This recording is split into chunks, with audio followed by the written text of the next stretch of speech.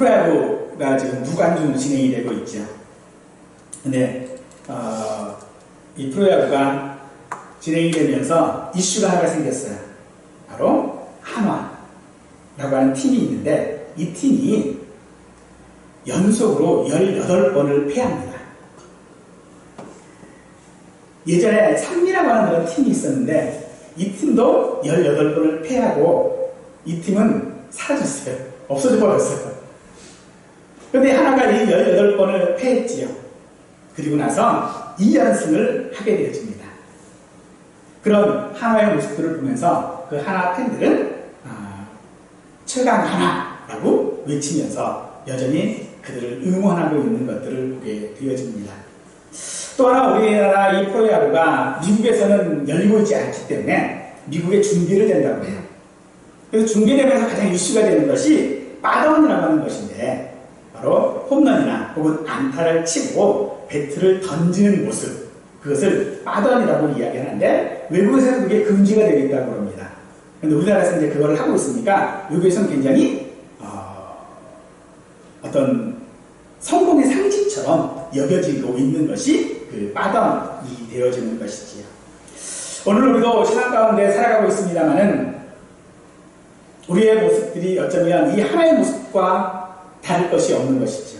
우리도 정말로 홈런을 친 선수가 빠던을 하는 것처럼 그렇게 나는 성공했다라고 보이고 싶지만 우리의 현실은 하나처럼 여전히 패배하고 있는 그런 모습일 수밖에 없는 것입니다. 오늘 성경을 통해서 우리가 우리의 삶을 되돌아볼 때 우리가 어떤 패배를 하고 있는지를 생각해 보실 수 있기를 간절히 원합니다. 다윗이 예루살렘으로 이제 돌아오게 되어졌죠.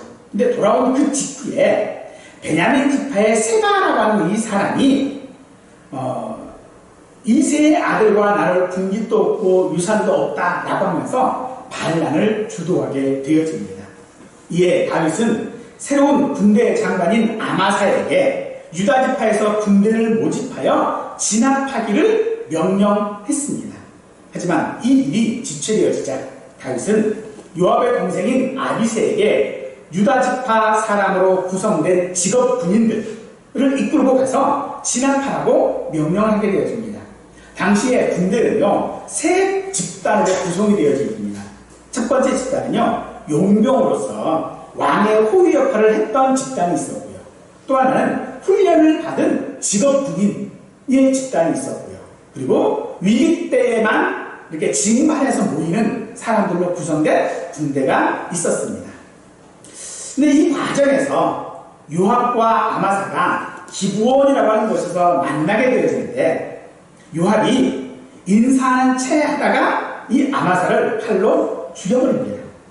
그리고 한 청년이 유다 지파의 군사들에게 요압을 기뻐하고 다윗을 위하는 자는 누구든지 요압을 따라서 이 반란을 진압하는 데 참여하라 라고 독려를 하게 되어집니다만 사람들이 아마사를 보고 죽은 아마사를 보고 움직이질 않아요.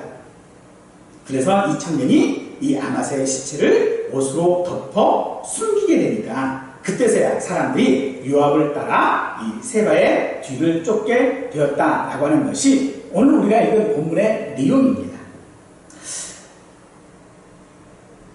유다 사람들은 참 난감했을 것입니다. 지금 자기들은 아마사의 명령에 따라서 모였거든요. 그리고 세바를 치려고 세바의 그 반란을 진압하려고 따라가는 중에 세바가 죽어버린 거예요. 그 장면을 보게 된 것이죠. 그래서 이 사람들은 난감할 수밖에 없습니다. 혼돈이 일어날 수밖에 없는 것이죠. 자기들은 지금 승리하기 위해서 지금 따라가고 있는데 자기들을 이끄는 사람이 죽어버린 거잖아요. 그래서 새로운 사람을 지금 따라가야 하는데 이게 지금 따라가야 되는 건지 말아야 하는 건지 혼돈과 난감할 수밖에 없는 것입니다. 이 아마사의 이 비참한 죽음은 사실 압살롬 편에 서서 다윗을 대적했기 때문에 하나님께서 내리신 벌이었을 것입니다. 하지만 그것을 지켜보는 입장에 있는 사람들은 난감할 수밖에 없는 것이지요.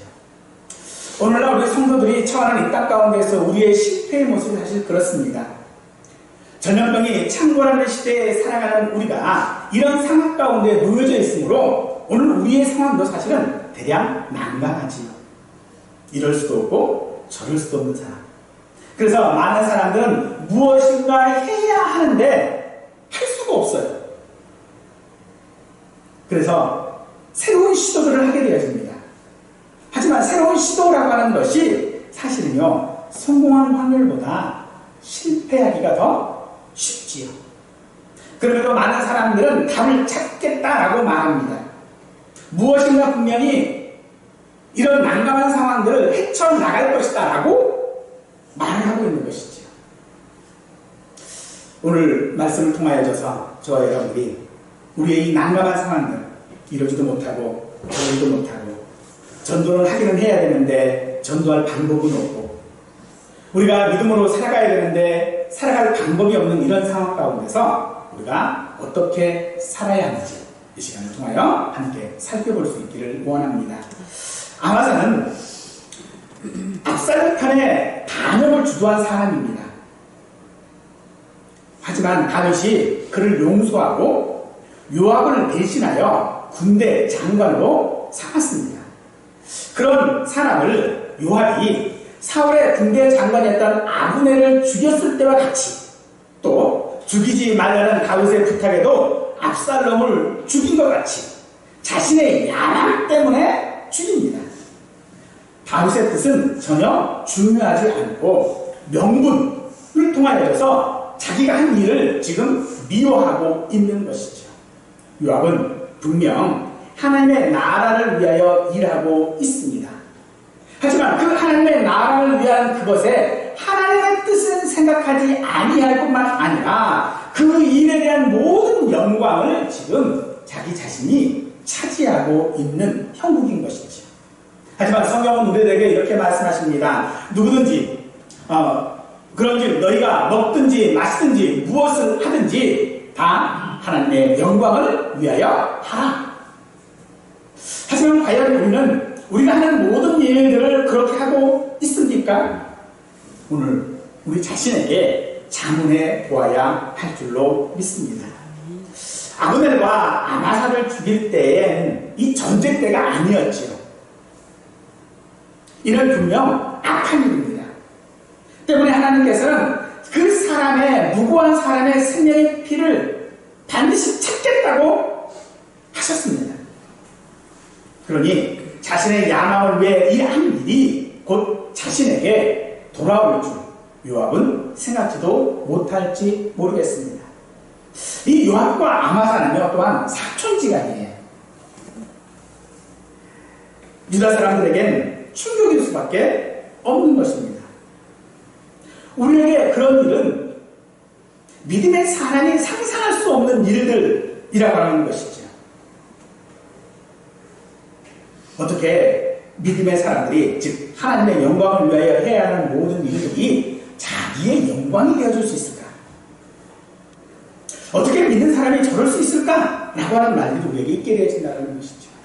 그럼에도 우리는요 여전히 그렇게 생각하는 그 사람을 여전히 지지하고 따라가게 되어집니다. 잠시 방황할 때는 있었겠죠. 그런데 여전히 그 사람을 또 쫓아가요. 자기의 영광을 위하여 하는 사람인데 그 사람의 명분은 지금 하나님을 위하여 한다고 말하고 있는 것이죠. 그래서 우리는 그것을 쫓아갑니다. 지금 내가 나를 위하여 하고 있는 일임에도 불구하고 명분은 하나님을 위하여 한다고 말하고 있다는 것이죠. 그래서 그 일을 여전히 하고 있는 우리들을 보아야 하는 것이죠. 하지만 그런 가운데서 우리가 생각해야 되는 것이 있습니다. 그것은 마치 콩 심은 데 콩 나고 팥 심은 데 팥 난다라고 하는 것을 당연하게 우리는 다 생각합니다. 그러면서도 불의에 대한 대가를 생각하지 않고 있는 것이 어쩌면 오늘 우리의 모습일 수 있다는 것이죠. 하나님은 분명히 피 흘린 자를 찾아 갚으시는 하나님이라고 말하고 있습니다. 생명을 걸고 하나님께서는 피 흘린 자에게 반드시 그 피를 찾겠다고 말씀하고 계시지요. 그러나 저는 반대로도 생각할 수 있다고 합니다. 바로 자신의 생명을 걸고 헌신한 성도의 땀과 눈물도 하나님은 반드시 갚으신다는 것입니다. 단순히 명분을 위하여 싸운 자가 아니라 하나님의 영광을 위하여 싸운 자에게 하나님께서는 그 땀과 눈물을 갚으신다는 것이죠. 하나님이 그런 분임을 기억하실 수 있기를 원합니다. 다윗은 이 세마의 반란에 대한 모든 권한을 아마사에게 위임했습니다. 하지만 아마사는요, 이 명령을 제대로 이행하지 못합니다. 단순히 실수했거나 혹은 그가 무능력한 것은 아니라고 생각되어집니다. 그럼 무엇이 이 아마사로 하여금 그 일을 제대로 이행하지 못하게 했을까요? 바로 그것은 불순종이라고 한다는 것입니다. 이에 다윗이 스라엘의 아들들인 아비새를 새로운 책임자로 임명하게 되어줌으로써 요압에게 아마사를 죽일 수 있는 빌미를 주게 된 것이지요. 성경은 우리들에게 말씀하십니다. 대저 마귀가 우는 사자같이 두루다니며 삼킬 자를 찾는다라고 말씀하고 계시죠. 그렇습니다. 이 말씀처럼 세상은요, 기회가 있는 대로 교회와 성도를 공격합니다.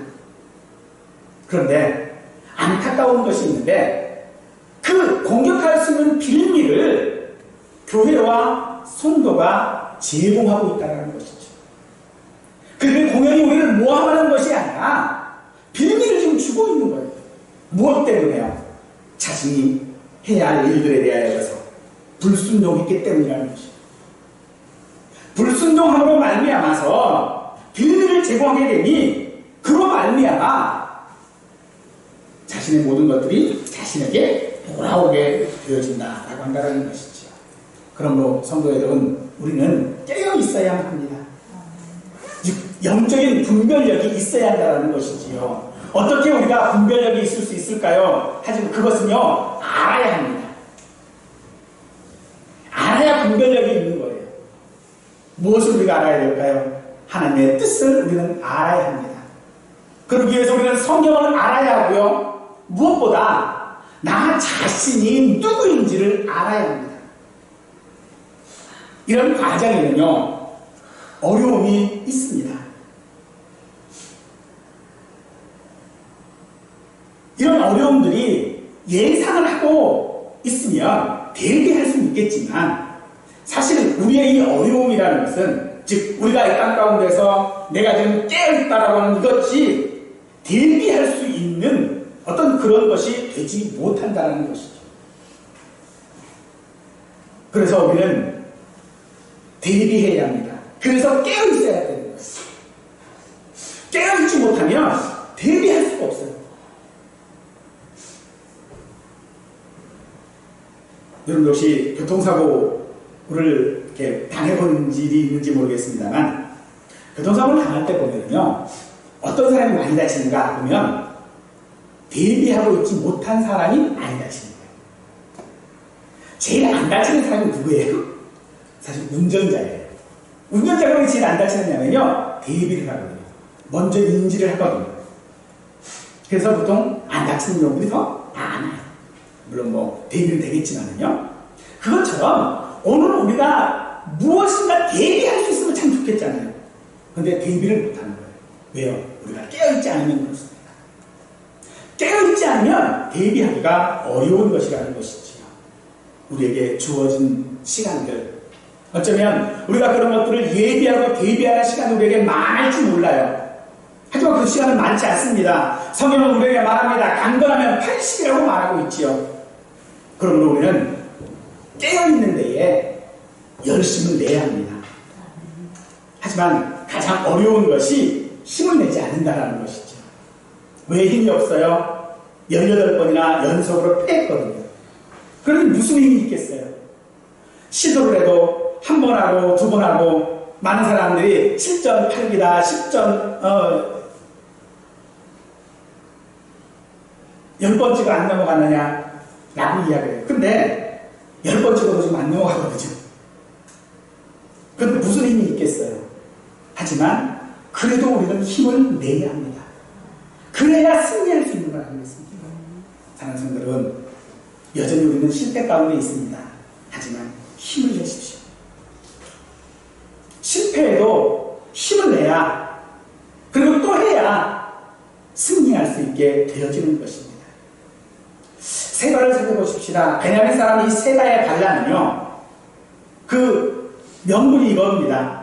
다윗과 나눌 분깃과 다윗에게 받을 유산이 없다라고 하는 거예요.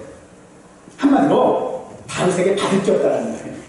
우리가 다윗을 왕으로 삼고 다윗을 위하여 우리가 어떤 일들을 한다 할지라도 다윗에게, 그 다윗이 우리에게 무엇을 주지 않는다라고 지금 말하고 있는 거예요. 많은 사람들이 이 말에 동조를 하게 되어집니다. 하지만 다윗은 하나님께서 기름 부어 세우신 왕이지요. 이것은 그가 해야 할 일이 왕의 분깃을 나누어 주는 자가 아니라 유지하는 자여야 한다는 것입니다. 즉 왕으로서의 다윗의 역할은요, 하나님께서 이스라엘 백성들, 하나님께서 맡기신 그 백성들을 잘 유지시키는 것이 그의 역할이지 분깃을 나누어 주는 자는 아니라는 거예요. 그러므로 이 세바의 명분은 무엇이냐면, 그런 왕을 자신의 이익을 대변하는 왕으로, 자신에게 이익을 갖다주는 왕이어야만 왕으로 섬기겠다라고 하는 것이 바로 이 세바의 말인 것입니다. 디모데전서 6장 15절에서 하나님은 복되시고 유일하신 주권자이시며 만왕의 왕이시며 만주의 주시다라고 고백을 하고 있죠. 즉 이것은 우리가 예수 믿는 이유가 무엇인지를 말하고 있는 것입니다. 우리가 예수 믿는 이유는요, 예수님께 우리가 무엇을 받기 위함이 아니라는 것입니다. 예수님께 우리가 무엇을 받거나 혹은 우리의 기도가 받기 위한, 응답을 위한 것이 되어진다면요, 사실 그것은 협박입니다.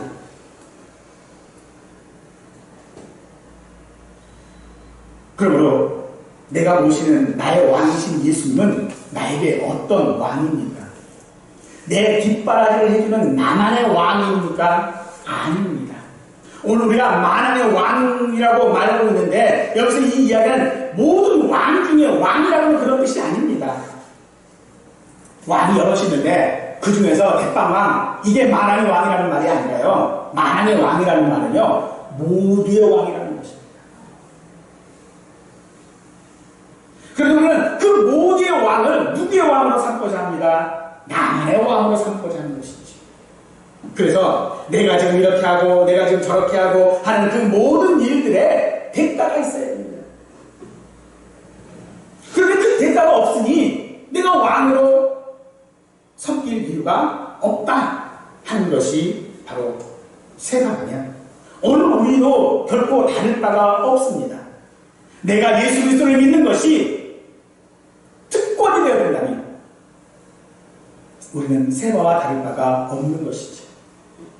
그러므로 우리의 믿음은 특권이 아니라 은혜임을 잊지 말기를 원합니다. 그런데 그 은혜 속에 우리가 지금 계속 살았거든요. 그 은혜 속에 계속 살다 보니요, 불만이 생기는 거예요. 여러분들, 같은 아무리 맛있는 음식이라도요, 같은 음식을 계속 먹어보세요. 그 음식 참 맛없는 음식이에요. 야, 이 집 맛있다 해가지고 맛집이라고 해서 가면요, 처음 가보면 맛있어요. 근데 두 번째 가면 아니야. 세 번째 가면요, 주방장이 바뀌었나?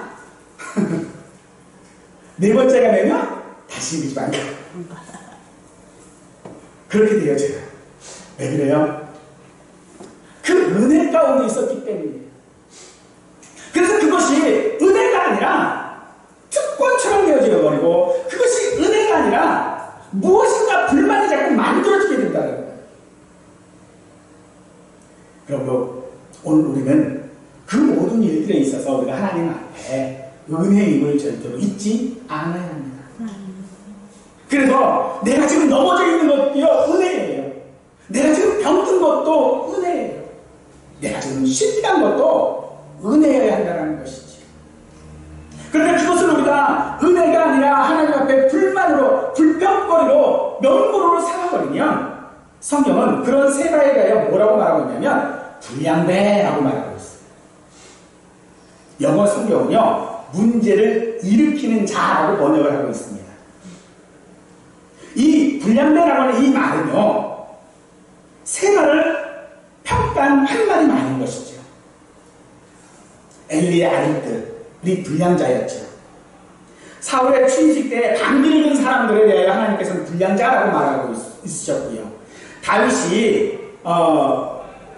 다윗이 먹을 것이 없었을 때 먹을 것을 요구했다가 그 요구를 거절한 사람 나발이 있었는데 그 나발을 불량자라고 말했고요. 또 아말렉을 소탕하고 얻은 노예물들을 분배하는 데 있어서 뒤쳐져 있는 사람들에게 나눠주면 안 된다고 반대했던 사람들을 다윗이 불량자라고 말하고 있었습니다.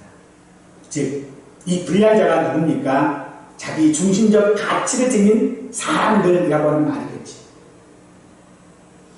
오늘 우리가 하나님 앞에 받은 것은, 받으려고 한다는 것은 내 중심적인 것이에요. 하지만 우리의 모든 삶의 순간순간들은요, 하나님이 함께 하셔야 합니다. 우리가 함께 하신 그 하나님을 우리가 기억할 때에 우리의 순간의 삶이 아닌 영원의 삶의 그 삶을 바라보는 사람으로 우리가 살 수 있게 되어진다는 것입니다. 토끼와 거북이 경주 이야기 잘 아시지요? 토끼와 거북이. 거북이를 얕잡아 보고 방심한 토끼가 끝까지 포기하지 않고 결승점까지 간 그런 거북이의 모습에서 우리는 현재에 안주하는 어떤 모습들, 그 모습들을 우리가 발견하게 되어집니다. 하지만요, 토끼는 결승점에 대한 관심이 없었던 겁니다. 자기가 마지막 그 결승점이 어떤 곳인지, 어떤 가치를 지녔는지, 그것에 대한 관심이 없었던 거죠. 그래서 달리지 않는 것입니다. 여러분, 오늘 우리가 패배를 합니다. 그래도 우리가 일어서야 될, 또다시 싸워가고 또다시 나아야 될 그 이유는요, 우리에게 그 결승점이 있기 때문이라는 거죠. 그래서 우리는요, 마지막 무거운 발걸음이라도 떼고 나가야 합니다. 거북이처럼 느린 걸음이랄지라도 나가야만 반드시 결승점에 갈 수 있는 거예요. 오늘 우리가 하나님께서 우리가 무엇을 기대하고 무엇을 바라보는 것이 아니라 마지막 그 자리에서 주님께서 우리에게 주실 그것이 무엇인지를 바라보며 나갈 때에 우리는 비로소 좋은 그런 믿음의 사람이 되어줄 줄 믿습니다. 바울은 그런 삶들, 즉 실패하는 삶을 살아가는 성도들에게 그것이 실패가 아니라고 그에게 말하고 있는 부분이 있습니다. 이스라엘 사람들이 예수님을 거부하고 예수님을 죽였죠. 그로 인하여서 바울은 이 복음이 이방인들에게 전해질 수 있었다라고 말하고 있습니다. 즉 이스라엘이 실패했기 때문에 너희가 그 은혜를 입고 있다라고 지금 말하고 있지요. 그러면서 그렇기 때문에 이스라엘은 실패한 것이 아니다라고 말하고 있습니다. 로마서 11장 12절에서 그렇습니다. 그들의 넘어짐이 세상의 풍성함이 되며 그들의 실패가 이방인의 풍성함이 되거든 하물며 그들의 충만함이요라고 말하고 있죠. 우리는 늘 세상에서 실패하고 넘어집니다. 그런데 그것이 우리를 알지 못하고 예수 그리스도를 알지 못하는 사람들에게는 오히려 그것이 뭐가 된다고요? 풍성함이 되어진다고요. 그런데 우리가 마지막까지 결승전을 가서 결승점에서 얻을 수 있는 그 소망의 충만함, 그 충만함이 우리에게 있다면 저들에게는 어떤 충만함이 있겠느냐라고 묻고 있는 것이죠. 예수님께서는 우리를 구원하신 방법, 세상의 눈으로 보면요, 그것은 실패입니다. 사람들이 말하는 것처럼 저가 남은 구원하였으니 만약 하나님의 택하신 자면 그리스도면 자신도 구원할지이다. 하지만 예수님의 이 구원하신 일이 실패했습니까? 아닙니다. 그렇다면 나를 증명하는 것은 세상의 성공이 아니라 예수님의 실패인 것을 우리는 기억해야 합니다. 이 사실을 우리가 깨닫지 못하면요, 우리는 유업과 다를 바가 없습니다. 하지만 우리는요, 실패자도 약자도 아닙니다. 왜냐하면 우리의 성공이 우리의 삶을 또는 우리의 믿음을 증명하는 것이 아니기 때문에 그렇습니다. 우리는 세상에서 실패합니다. 아니, 한 번도 이겨본 적이 없을 것입니다. 그런 우리에게 무슨 소망이 있겠습니까? 하지만 우리는 실패자가 아닙니다. 우리는 약자가 아닙니다. 왜요? 우리가 실패했을지는 모르지만 하나님은 실패하지 않으시기 때문에 그렇습니다. 이 사실을 저와 여러분들이 잘 깨달으실 수 있기를 원합니다.